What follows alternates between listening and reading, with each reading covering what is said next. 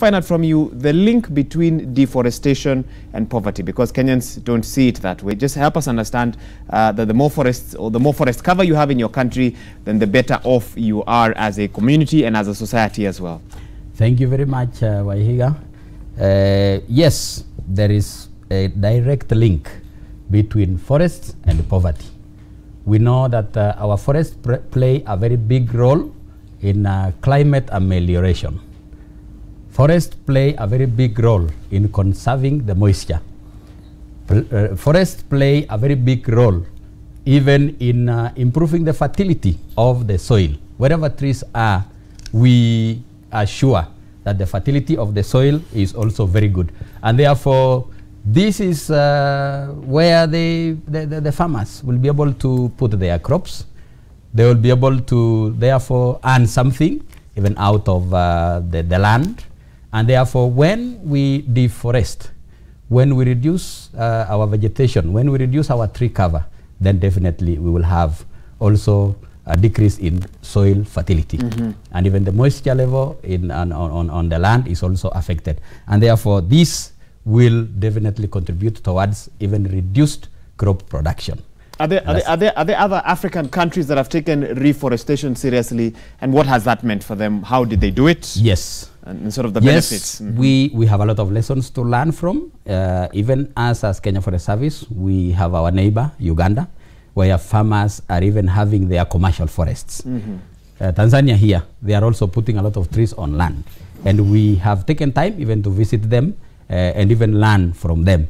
But not even those neighboring countries, even Kenya itself, we have taken issues of tree planting very seriously. We are reforesting the areas that have been degraded, and we are moving on and moving ahead even towards achieving the forest cover that we need even as a country. So when the battle is being won, yes, is what you would say. Yes. What's the biggest threat in your view to the Kenya forest sector? Yes. Of course, I indicated to start with that one of the biggest threat to forest cover is the issue of change of land use. We change land use to other forms of land uses. We are converting our land even for establishment of towns, roads, which of course they are very necessary. We also are changing our land use for settlement because of the increase in population. But this is our role even as a nation. We have to do with them and ensure that whichever space that we have, we put trees in those spaces.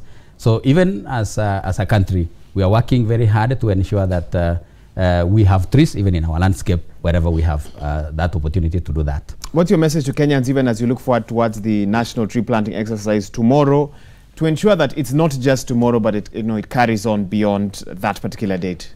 Yes, like I indicated, we do these national launches twice in a year. Twice a year, yes. This is during the long rains, which is this one where we are at the moment, that is from March to June. And then the short season, which will be coming in the month of October, November. And what we do as a service, and even as a government, is to enhance awareness among the public that we need to do massive tree planting wherever we have room.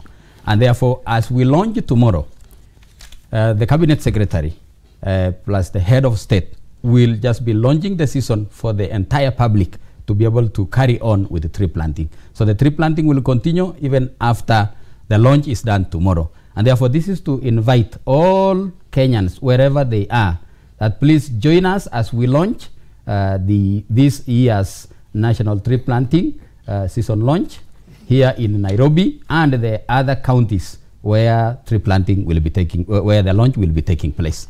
And therefore, all are invited.